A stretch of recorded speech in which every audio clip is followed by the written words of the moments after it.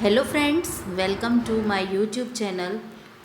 आज हम केमिस्ट्री का एक बहुत ही महत्वपूर्ण छोटा सा है जो टॉपिक वो डिस्कस करेंगे कि how to calculate molecular weight. यदि आपको कोई भी मॉलिक्यूल दे दिया जाए तो आप उसका मॉलिक्यूलर वेट कैसे आसानी से निकाल सकते हैं। तो आइए हम स्टार्ट करते हैं। आपको यदि ये समझना है तो वीडियो को शुरू से लेके आखिरी तक बिना स्किप किए हुए देखना होगा। तो सबसे पहले हम देख लेते हैं कि मॉलिक्यूलर वेट कैसे निकालते हैं। मॉलिक्यूलर वेट निकालने के पहले मैं आपको सिंपल सी इसकी डेफिनेशन बता देती हूँ कि जो मॉलिक्यूलर वेट होता है वो टोटल मास होता है किसी कंपाउंड का।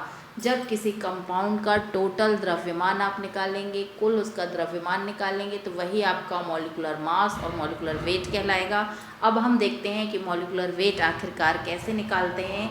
तो मॉलिक्यूलर वेट निकालने के लिए आपको सबसे पहले नंबर ऑफ कार्बन एटम्स की कार्बन एटम के नंबर्स कितने हैं उनका आपको मल्टीप्लिकेशन करना है आपस में। Then number of hydrogen atom, depend करता है कि मॉलिक्यूल में कौन कौन से एटम प्रेजेंस हैं। तो जो जो एटम होंगे उनके आप नंबर्स को आपस में मल्टीप्लाई करेंगे।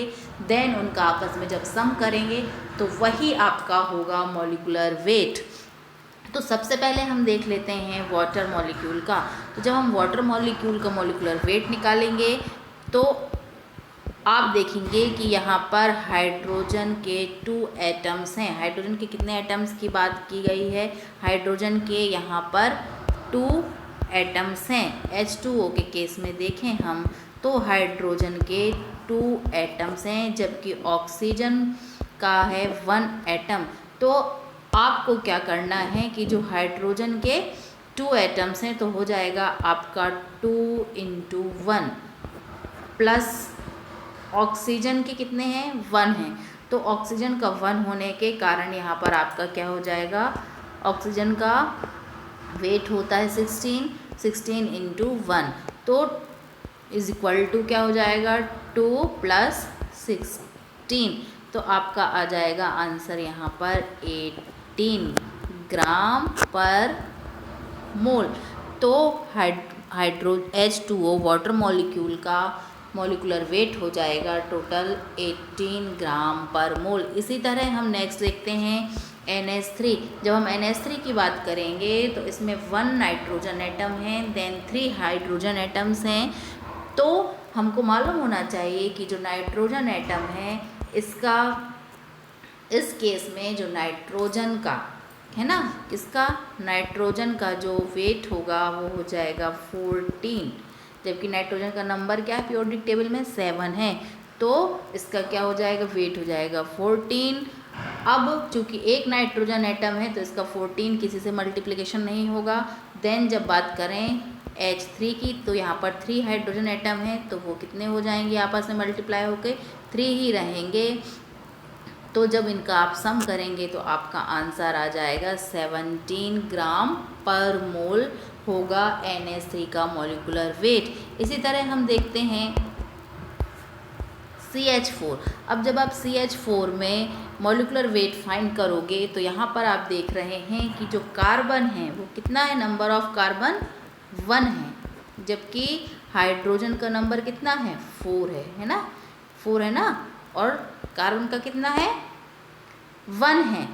तो कार्बन के केस में क्या हो जाएगा? 12 हो जाएगा, जबकि हाइड्रोजन का तो क्या रहेगा? 4 ही रहेगा, है ना? समझ में आ रहा है ना ये चीज़ें? तो आपको क्या करना है? 12 + 4 कितना हो जा रहा है यहाँ पर? 16, जो कि आपका मीथेन का मॉलिक्यूलर वेट होगा। ऐसे आपको मॉलिक्यूलर वेट निकालते आना चाहिए। अब हम देखें ग्लूकोज का। तो चूँकि ग्लूकोज का फॉर्मूला होता है C6H12O6, मतलब यहाँ पर नंबर ऑफ कार्बन एटम 6 हैं, नंबर ऑफ हाइड्रोजन एटम 12 है और नंबर ऑफ ऑक्सीजन एटम कितने हैं? 6 हैं। तो हम देख लेते हैं कि इसको आप कैसे निकालेंगे। तो इसके लिए आपको क्या करना होगा? नंबर ऑफ कार्बन एटम कितने हैं? 6 हैं। तो 6 × 12 ये आपका हो जाएगा, है ना? इसके बाद आप कर दो प्लस, आपका हाइड्रोजन एटम कितने हैं? 12 हैं। तो 1 ये पेन काम नहीं कर रहा है इस एरिया पर, है ना, तो वो आप समझ जाइए कि क्या लिख रही हूँ मैं, 1 इंटू 12। देन फिर प्लस आएगा, कितना हो जाएगा अब यहाँ पर ऑक्सीजन एटम के लिए, 16 इंटू 6 इज इक्वल टू, जब आप इसको पूरा सॉल्व करेंगे इस इक्वेशन को, तो आपका आएगा, आप करके देख लेना कॉपी पेन पे, तो आपका आएगा 72 प्लस 12, 1 इंटू 12 12 हो जाएगा, और 6 इंटू 12 72 हो जाएगा, प्लस 16 इंटू 6 जो आप उसको सॉल्व करेंगे तो 96 हो जाएगा। कितना होगा, 96।